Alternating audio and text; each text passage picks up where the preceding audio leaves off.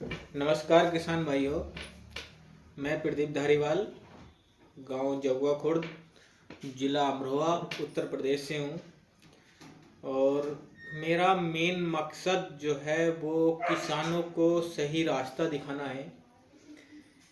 चाहे उसके लिए कोई भी दुश्मन हो, उससे क्या फ़र्क पड़ता है। अब देखो, मैंने किसानों के आपने सबने मेरी पहली वीडियो देखी होंगी, तो किसानों को मैंने समझाया कि भाई आप नर्सरियों वालों के बारे में बताया कि वो कितनी धोखेबाजी कर रहे हैं और कितना लोगों को ठग रहे हैं। और फर्टिलाइज़र की दुकानों वालों से बताया, दवाइयों वालों की, कि भाई आपको कुछ नहीं लेना, तो वो भी नाराज़ हो गए, नर्सरियों वाले भी नाराज़ हो गए। पर कोई नहीं, मुझे कोई फ़र्क नहीं पड़ता इन बातों से, कोई नहीं। अब मेन मुद्दे पे आते हैं। भाई आप जो भी किसान हैं उनके लिए बहुत ज़रूरी बात है कि बहुत ज़्यादा दवाइयाँ हमने अब तक पिछले 2 साल में लगा चुके हैं गन्ने में, और गन्ना फिर भी हमारा बर्बाद हो चुका है। मतलब हद कर दी लोगों ने। दवाइयाँ हर तरीके की जो दुकान वाले ने दवाई बताई वो किसान भाइयों ने लगाई। और अच्छा, किसान भाई सब सुन रहे होंगे इस बात को, अपना औसत जोड़ के देखें गन्ने में कि आपको 10,000 रुपये बीघा एक साल में बहुत मुश्किल से बच रहे होंगे। किसी की अगर बहुत तगड़ी ईख है या बहुत तगड़ा गन्ना है, तब अगर रोग आ गया, कोई पूरी ख़त्म हो गई, या फिर हल्की है किसी की, या ज़मीन हल्की है, तो उसके बारे में बात नहीं हो रही, वो तो बेचारा किसान लॉस में जाएगा। लेकिन ये बात मैं उसकी बता रहा हूँ जिसकी बहुत अच्छा गन्ना हो रहा है। वो अगर बीज और लागत और दवाइयाँ अगर काट के हमें बताता है तो 10,000 रुपये बहुत मुश्किल से बच रहे होंगे बीघे के। तो भाई बहुत तकड़ी करने के लिए आजकल क्या लगा पड़ा है कि रीस रीस हो रही है। हर किसान ये सोच रहा है कि मेरा गन्ना इससे अच्छा निकले, मेरा इससे अच्छा निकले, और वो दुकान पे पहुंचता है और जैसी जो दवा दे देते हैं, चाहे उन्हें गट्टे भर के दे दो, 10,000 की दे दो, 20,000 की दे दो, वो क्योंकि दुकानों वालों ने तो रवैया बना रखा है कि वो कॉपी पेंसिल ली और बना दिया आपका पेपर कि आपको ये भी लगाना, ये भी लगाना, ये फिर भी उनसे रोग नहीं रुका। रेड रोड जो हमारा रोग आया था गन्ने में, अब की बार हमारे इधर मुरादाबाद साइड और हमारे यहाँ तक पूरी पूरी गन्ने की फसल नष्ट हो चुकी है। पूरा वो लाल हो गया गन्ना, पूरा ही खत्म हो गया। अब आप खुद औसत लगाएं कि आप अगली फसल कैसे करोगे। अब हमारा गन्ना तो बर्बाद हो गया, नहीं हुआ तो हो जाएगा। गन्ने में भाई कोई औसत नहीं है, आपका 10,000 रुपये बच रहा है, तब भी खर्चे तो देखो। आज इस टाइम जो हमारा समय चल रहा है, आप अगर कुछ भी ना लाओ, कुछ भी ना करो, तब भी हर घर का खर्चा कम से कम 300, 400, 500 रुपये डेली का है। वो अगर किसी की परमानेंट घर में अधिकतर लोगों की दवाइयाँ चल रही हैं, क्योंकि लोग हम क्या कर रहे हैं कि हर चीज़ हम स्प्रे की खा रहे हैं आजकल। तो हर चीज़ में जहर मिल रहा है, तो हर आदमी, इसलिए किसी को बीपी की समस्या हो गई, किसी को शुगर हो गया, किसी को कुछ हो गया, बहुत सारी बातें हो गई। मतलब हर आदमी की दवाई चलनी है। अब भाई उसी हिसाब से खर्चे बढ़ गए घर के। तो जब खर्चे बढ़ गए तो आमदनी भी तो बढ़ाओ। कब तक आप गन्ने पर निर्भर रहोगे? भाई कोई भी किसान आगे नहीं बढ़ पाएगा, सफल नहीं हो पाएगा, ये खर्चे पूरे नहीं कर पाएगा अगर गन्ने पर ही रहा। तो मैं आपको यही सलाह दूंगा कि भाई ज़्यादा नहीं, 4-5 बीघे लगाओ, पर लगाओ अमरूद का बाग, जिससे हमारी जो अब पहले क्या होता था, पहले बहुत लो क्वालिटी का अमरूद हमारा देसी वाला हुआ करता था, जो 1 या 2 फसलें देता था, वो भी बहुत कम। तो वो नहीं, अब बहुत अच्छी टेक्नोलॉजी आ गई है हमारे यहाँ पर, बहुत देश में। तो बहुत अच्छी अच्छी क्वालिटियाँ आ गई हैं। आप अमरूद का बाग लगाओ, जिससे हमारी आमदनी बढ़ेगी। अब हर किसान क्या सोचता है कि यार कुछ ना कुछ तो ऐसा हो जिससे हमारी आमदनी बढ़े। कब तक आप गन्ने पर रहकर बर्बाद होते रहोगे? बर्बादी है। आप दिन पे दिन नीचे जा रहे हो। अच्छा, आप अगर अपने घर के खर्चे, गन्ने में घर के खर्चे पूरे मुश्किल से हो रहे हैं, उन्हें कर रहे हो, तो आप आगे कैसे बढ़ोगे? बढ़ ही नहीं पाओगे ना, घर के ही खर्चे पूरे होते रहेंगे। अब जब आप इतनी मेहनत करते हो रात दिन, किसान से ज़्यादा मेहनत कोई नहीं करता, आप इतनी मेहनत करते हो रात दिन और उसमें आपके खर्चे पूरे हो रहे हैं, तो क्या हमारी आने वाली नस्लों के खर्चे कैसे पूरे होंगे? फिर तो महंगाई बहुत बढ़ जाएगी, बहुत ज़्यादा बढ़ जाएगी। तो भाई आप जो है वो अमरूद का बाग लगाएं सब, कम से कम 4-5 बीघे हर इंसान, हर किसान लगाए।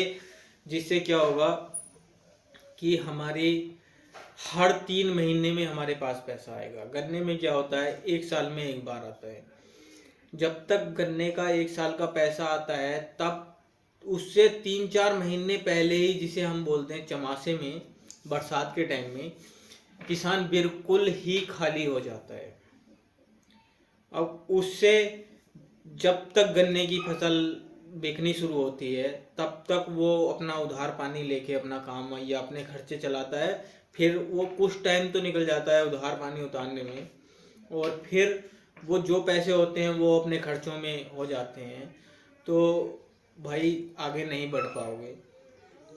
इससे ऐसा है, अगर आप बाग लगा रखा है आपने 5 बीघे का भी, तो कम से कम हर 3 महीने में पैसे आएंगे आपके।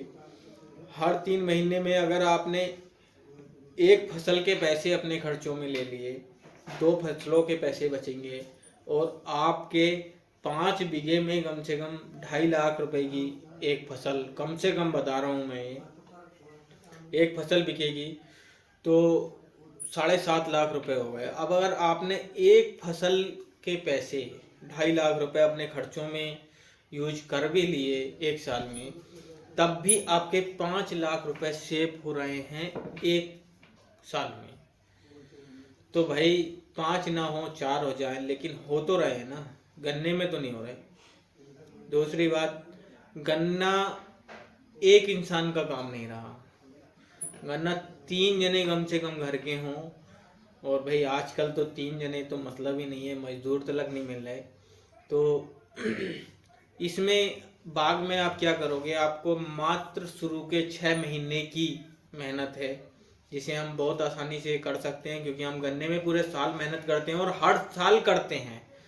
इसमें क्या करना है, शुरू के 6 महीने बस इतना करना है कि हमारे बाग में पेड़ की जड़ में इतनी घास ना हो जाए कि वो पेड़ से ऊंची निकल जाए, बस इतना सा ध्यान रखना है। बाकी तो आपका व्यापारी आएगा, आपकी फसल तैयार हो जाएगी, व्यापारी आएगा, तोड़ेगा, अपने आप लेके जाएगा, आपको नगद पैसे देके जाएगा।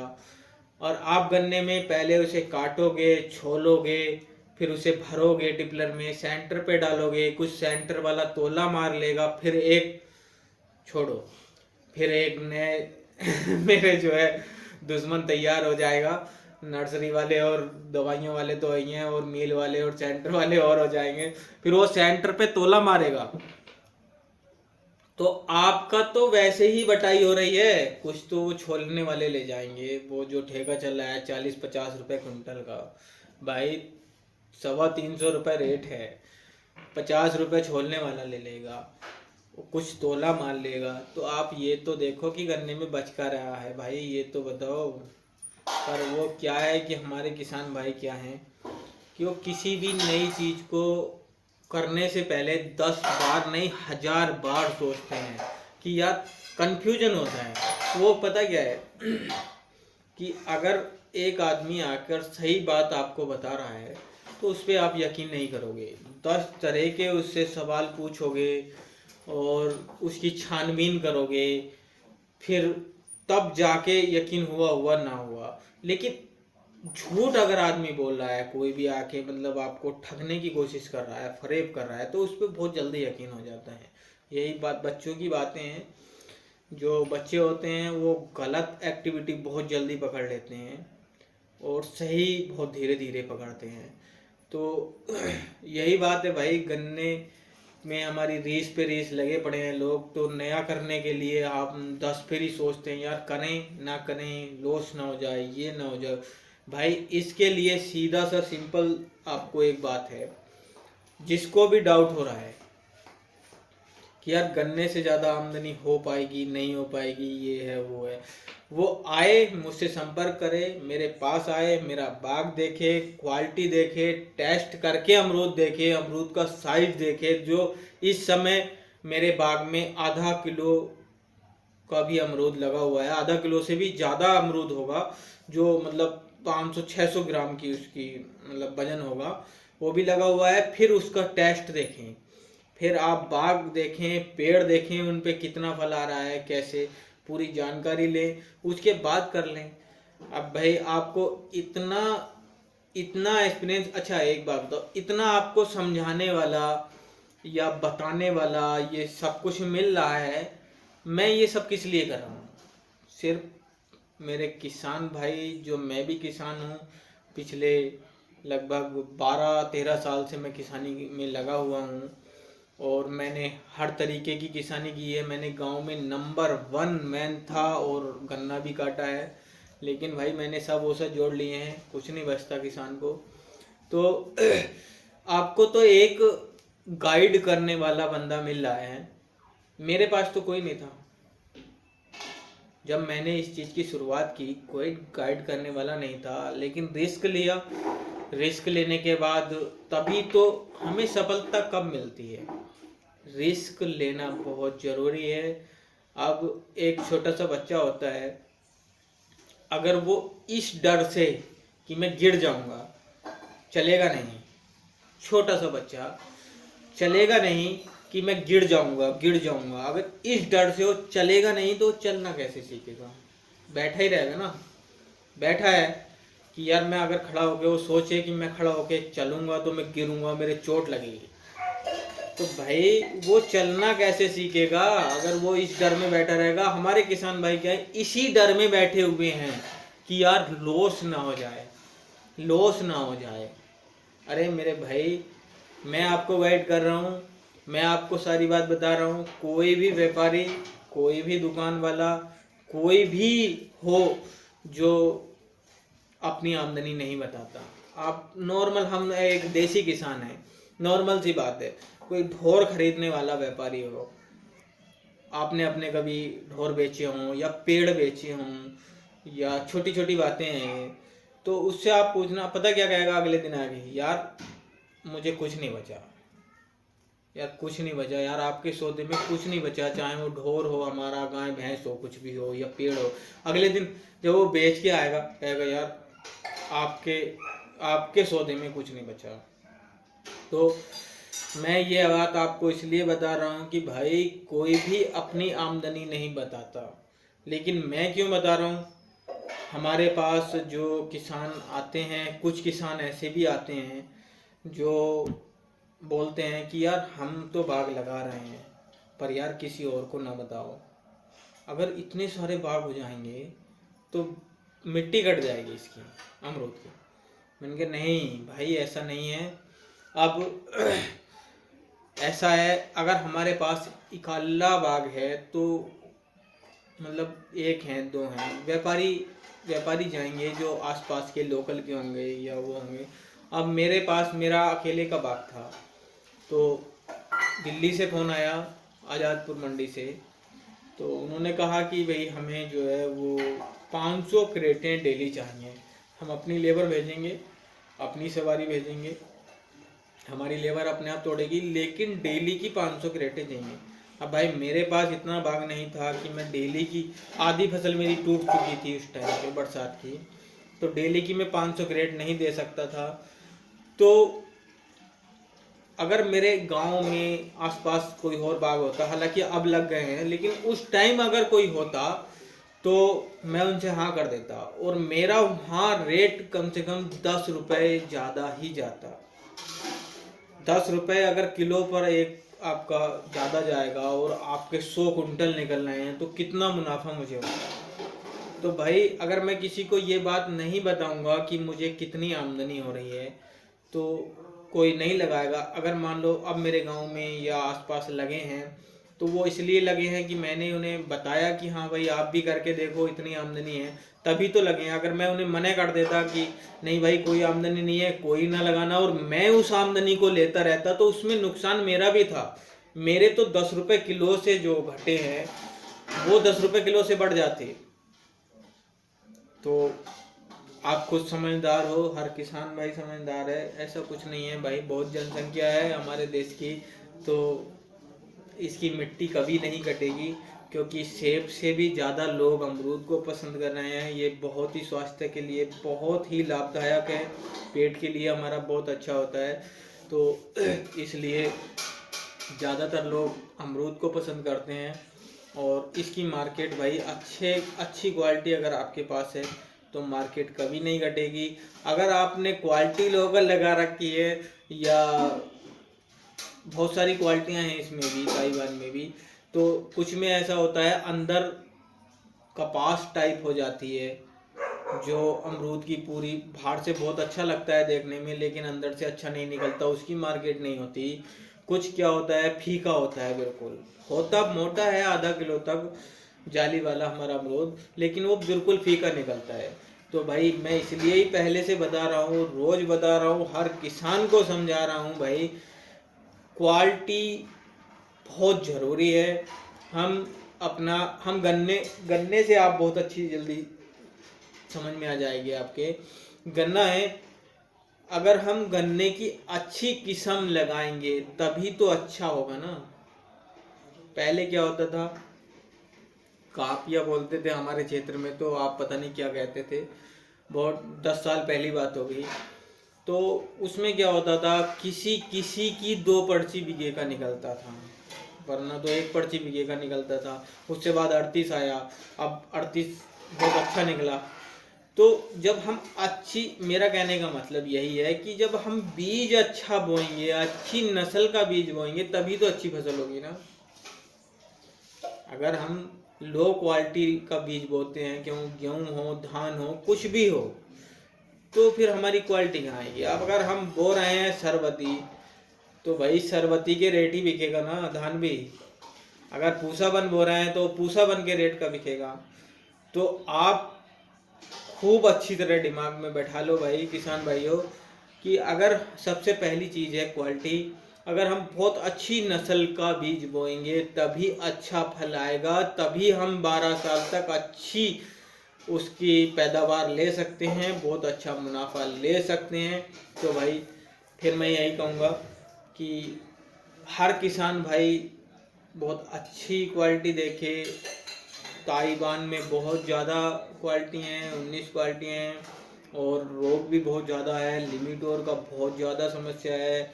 आप बिल्कुल चक्कर में ना पड़ें। और भी बहुत सारी, मैं किसी की बुराई नहीं करूँगा, लेकिन जो रेड डायमंड है उसका हमारा क्या होता है कि अगर हमारा टेम्परेचर 45 पहुँचता है या 44 पहुँचता है तो उसका फल झड़ जाएगा। ऐसी सारी क्वालिटियों में कुछ ना कुछ कमी है, लेकिन इसमें क्या है, इसमें हमारी फसल मान लो पूरी फल, इसमें मतलब कली हो या फल हो, गिरने का तो मतलब ही नहीं। बहुत ज़्यादा आता है, आपको काटना पड़ेगा, नहीं इतना ज़्यादा आएगा। और वो सबसे अच्छी क्वालिटी मुझे इसमें अच्छी बात एक लगी है कि मान लो हमारी फसल बिल्कुल रेडी है बिकने के लिए, पूरा बाग बिल्कुल बिकने के लिए रेडी है, और हमें कोई इमरजेंसी आ जाती है, मान लो कुछ भी हो सकता है इंसान के साथ, इंसान ही तो है, कुछ भी किस टाइम बहुत ज़रूरी काम भी पड़ सकता है, बुखार भी आ सकता है, कुछ भी हो सकता है उस टाइम पे, और हम बिजी हो गए 10 दिन 15 दिन 25 दिन, 1 महीना के लिए भी अगर हम बिजी हो गए, 1 महीना बाद आके अपनी फसल तोड़ लो, एक भी अमरूद टूट कर जमीन पर नहीं गिरता। लगा हुआ अमरूद बहुत मोटा होगा, साइज मोटा होगा, पकेगा, उसके बाद लाल होगा, फिर सूखेगा। इस प्रक्रिया को 2 महीने लगते हैं और सूख कर भी वो अपने पेड़ पर लगा रहेगा, एक भी अमरूद टूटकर जमीन पर नहीं गिरेगा।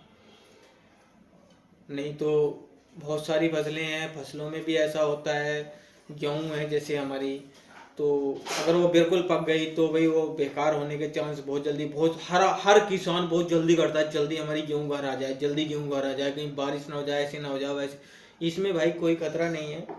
अगर आपकी फसल बिल्कुल रेडी है, बिल्कुल रेडी है, और आप 25 दिन बाद या 20 दिन बाद या 1 महीना बाद भी उसे तोड़ेंगे तो बिल्कुल ऐसे का ऐसा ही मिलेगा। चाहे वो कोई इमरजेंसी हमारी पड़ी हो या ना पड़ी हो, या हमें रेट, आज हमारा रेट हल्का चल रहा है कुछ, और 10-20 दिन 15 दिन बाद या 1 महीने बाद बहुत अच्छा रेट आने वाला है, तो हम 1 महीना बाद तोड़ लो, कोई दिक्कत वाली बात नहीं है। लेकिन बहुत पक्की फसल आप गन्ने को बोलते हो, पक्की गन्ने की नहीं है, पक्की इसकी है। किसी भी तरीके का आप, मुझे बहुत खुशी हुई कि बहुत मेरी वीडियो देखकर बहुत किसान मुझे फ़ोन कर रहे हैं रोज़ और मुझसे जानकारी ले रहे हैं। तो किसी को जानकारी लेने के पैसे देने की ज़रूरत नहीं है, फ्री सेवा है। लेकिन मुझे अंदरूनी इतनी खुशी होती है कि यार कोई किसान जानकारी लेकर सफल तो हुआ। अगर वो मुझे अगर इस चीज़ की जानकारी है और मैं उसे शेयर कर रहा हूँ तो भाई किसी का काम चल रहा है, किसी का तो भला हो रहा है कम से कम। कोई फीस, कोई पैसा कुछ नहीं लगता।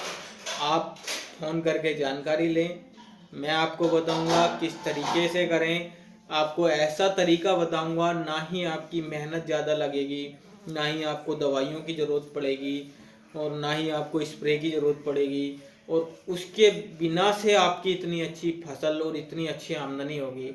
तो भाई मैं हूँ, आप मुझे कांटेक्ट करना, मुझसे जानकारी लें, मैं आपको बताऊंगा कि किस तरीके से करें, कैसे करें, किस टाइम लगाएं, क्या लगाएं। तो आप जानकारी ले सकते हैं। आपके सबके पास मेरा नंबर होगा, पहली वीडियो में भी आपने देखा होगा। फिर आप एक बार मेरा नंबर नोट कर लीजिए, 9012981111। तो ये मेरा नंबर है। कोई भी किसान भाई किसी भी टाइम, एनी टाइम बात कर सकता है, जानकारी ले सकता है। मुझे बहुत खुशी होगी अगर मेरी वजह से किसी किसान की ज़िंदगी समझ लो। बहुत किसान ऐसे हैं, मेरे पास फ़ोन आता है, उन्होंने 2-2 बार बाग लगवा चुके हैं और 2-2 साल पाला, इतनी मेहनत करी, उसके बाद मजबूरी उन्हें कटवाना पड़ रहा है क्योंकि उन्हें वो क्वालिटी नहीं मिली। तो भाई किसान को आप गरीब ही मानो, वो अपने खर्चे पूरे कर रहा है, कोई मालदार या कोई सेठ नहीं होता। बहुत मुश्किल से कर्ज पानी करके अगर इंसान बाग लगाता है, फिर उसे बच्चे की तरह पालता है, और फिर उसके बाद अगर वो कटवाना पड़े तो उस किसान पे क्या बीतती है। एक मेरे पास किसान का फोन आया, कह रहा है कि भाई मुझे इस टाइम मेरा ऐसा मन है कि मुझे आत्महत्या, जम्मू कश्मीर से फोन था, वो कह रहा है कि मैं आत्महत्या करने वाला हूँ, वो कंडीशन मेरी आ गई। मैंने कहा क्या हुआ जी? बोले कि मैंने बाग लगाया था और बहुत ज़्यादा कर्जा लेके लगाया था, और वो मुझे कोई फसल नहीं आई उसमें। 2 साल मैंने वो पाला, बहुत मेहनत करी, बहुत, एक बार फसल आई थी उसमें, उसके बाद नहीं आई, और वो क्वालिटी भी वो, मतलब वो साइज नहीं बना, तो वो कटवाना पड़ा है, और मैं कर्जे में डूबा हुआ हूँ। बहुत बहुत बताई उसने, बहुत बातें बताई। तो भाई मैंने उन्हें समझाया कि कोई ज़रूरत नहीं है आत्महत्या की, कोई ज़रूरत नहीं है बिल्कुल भी। आप ऐसे करें, मैं आपको इतना ही सहयोग कर सकता हूँ कि मैं अपने द्वारा आपके लिए 100 पेड़ मंगवाता हूँ, आप लेके जाएं, बिल्कुल एक पैसा ना दें, निःशुल्क ले जाएं, और अपना जो आपके रेगुलर खर्चे हैं उन्हें चलाइएगा। जैसे ही आपका कभी बजट हो जाता है तो आप बाग लगाना, और फिर मैं आपको आपका बाग कराऊंगा। क्योंकि मैं जिसका भी किसी का बाग लगता है मैं पेड़ मंगा के उसे दे देता हूँ या लगवा देता हूँ। तो मैं उसे ऐसे नहीं छोड़ता कि आपने पेड़ ले लिए या मैंने मंगवा के आपको पेड़ दे दिया, मेरे द्वारा से लिए या आपने खुद कोलकाता से मंगाए, ऐसा नहीं है। किसी भी टाइम अगर बाग में कोई दिक्कत आ रही है, आप चाहे वो आधी रात हो रही हो, मुझे फ़ोन करना, मैं टाइम निकाल के ज़रूर आता हूँ। टाइम मैं बहुत बिजी रहता हूँ वैसे तो, पर फिर भी मैं ज़रूर उस इंसान के पास पहुँचता हूँ, उसे पूरी बात समझाता हूँ, उसे बताता हूँ कि क्या आपको करना चाहिए इस टाइम में, क्या नहीं करना चाहिए। आप बिल्कुल निश्चिंत रहें। कोई भी अगर किसान है, वो मैं उसका बाग लगवाऊं या ना लगवाऊं, अगर उसने पहले से बाग लगा रखा है या वो अब लगा रहा है, कहीं से भी पौधा लेकर लगा रहा है, लेकिन वो किसी भी टाइम मुझसे बात कर सकता है। मेरी ऐसा कोई वो नहीं है कि उस इंसान ने मुझसे बाग नहीं लगवाया तो मैं उसे सलाह नहीं दूंगा। नहीं, आपने कहीं से भी लगवाया है, मेरा वो मतलब नहीं है कि आप मुझसे लगाएं, मतलब ही नहीं है। आप ना लगाएं, आप कहीं से भी लगाएं, अच्छी क्वालिटी लगाएं। लेकिन आपने अगर जो बाग लगा दिया अपना, उसमें तो आप कुछ नहीं कर सकते। लेकिन उसके बारे में भी कोई सलाह लेनी हो, मुझे बुलाना हो, किसी तरह की कोई बात करनी हो, कुछ पूछना हो, आप बिल्कुल निसंकोच किसी भी टाइम पूछ सकते हैं। मेरा मकसद सिर्फ ये है कि मैं किसान हूँ और मैं उस टाइम से किसानी करता हूँ पढ़ाई के साथ साथ, जब से मेरे पैर ट्रैक्टर के क्लिच पर नहीं आते थे। खड़ा होके मैं ट्रैक्टर पे के क्लिच को दबा के ट्रैक्टर को रोकता था, उस टाइम से मैं किसानी कर रहा हूँ।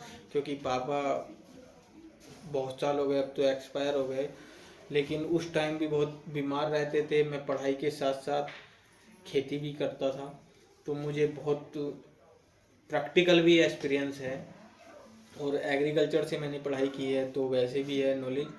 तो आप किसी भी टाइम मुझसे कोई भी जानकारी ले सकते हैं। मेरा मकसद सिर्फ यही है कि मेरे किसान भाई खुशहाल हों। मुझे किसी दुकान वाले से, किसी नर्सरी वाले से, किसी भी व्यापारी से मुझे कोई मतलब नहीं है। कोई कुछ भी करे, जिए मरे, कोई मतलब नहीं है। लेकिन जब मैं न्यूज़ में देखता हूँ कि किसान ने वहाँ आत्महत्या कर ली, वहाँ आत्महत्या कर ली, इतना कर्जा था, किसान ने कर्जे की वजह से आत्महत्या कर ली, या ये हुआ वो, मुझे बहुत दुख होता है, बहुत ज़्यादा दुख होता है। तो मैं चाहता हूँ कि मेरा कोई भी किसान आत्महत्या ना करे, परेशान ना हो। अपने खर्चे तो देखो आजकल इतने बढ़ गए हैं, टेंशन की बात तो है, चिंता की बात तो है कि इतने ज़्यादा हमारे घर के खर्चे हो गए हैं। लेकिन कोई नहीं, हिम्मत हारने की कोई ज़रूरत नहीं है। कोई भी किसान, अगर किसी के पास 1 बीघा भी ज़मीन है और किसी वजह से उसकी नौकरी नहीं लगी या कोई रोजगार नहीं है या वो बीमार है, कुछ भी है, तो मैं उसके लिए भी ऐसा काम कराऊंगा इसमें 1 बीघा में ही कि उसका रेगुलर का खर्चा चलना चालू हो जाएगा बाग से, जिससे उसे मजदूरी करने की ज़रूरत नहीं है और भाई मरने की कोई ज़रूरत नहीं है। क्योंकि बहुत बार हम सोचते हैं कि हमारा अब क्या रहा है, कुछ नहीं, इतना कर्जे में ऐसे वैसे बहुत, लेकिन समय बदलते हुए देर नहीं लगती भाई। समय हमारा कभी भी किसी भी टाइम बदल सकता है। तो मैं अपने किसान भाइयों से यही कहना चाहूँगा कि कोई भी मेरा किसान भाई हिम्मत ना हारे, बिल्कुल हिम्मत ना हारे। किसी चीज़ की भी उसे संकोच है या डर है या हिम्मत हार चुका है या कुछ भी है, तो वो एक बार मुझे कॉल ज़रूर करे। मैं उसे बिल्कुल पूरा सल्यूशन बताऊंगा, क्या करना है क्या नहीं करना है। ज़रूरी नहीं है, मेरा मकसद बाग लगवाना नहीं है, मेरा मकसद है किसानों को खुशहाल करना। आप इसमें मेरा कोई लालच नहीं है, कोई फीस नहीं है भाई, कुछ भी नहीं है। और देखो, कोई भी कुछ गलत सोचने के तो अपना अपना माइंड है हमारा, हम क्या सोचते हैं किसी के बारे में वो हमारे ऊपर निर्भर करता है। कोई भी गलत सोचे वो, उससे मुझे फ़र्क नहीं पड़ता, कोई भी सोच लीजिए। लेकिन मेरा मकसद सिर्फ इतना है कि हमारा किसान खुशहाल हो, किसान को किसी तरीके की कोई दिक्कत ना हो। कोई बहुत बहुत बहुत ज़्यादा गरीब भी किसान है तब भी उसे दुखी नहीं होने देंगे। आप एक बार कॉल करिए, कोई भी आपकी समस्या है आप बताइए, खेती के बारे में, किसानी के बारे में, तो आप किसी भी एनी टाइम फ़ोन कर सकते हैं। अच्छा, आपको फिर मिलते हैं किसी वीडियो में। आज काफ़ी लंबी वीडियो हो गई। अच्छा किसान भाइयों, थैंक यू, नमस्कार।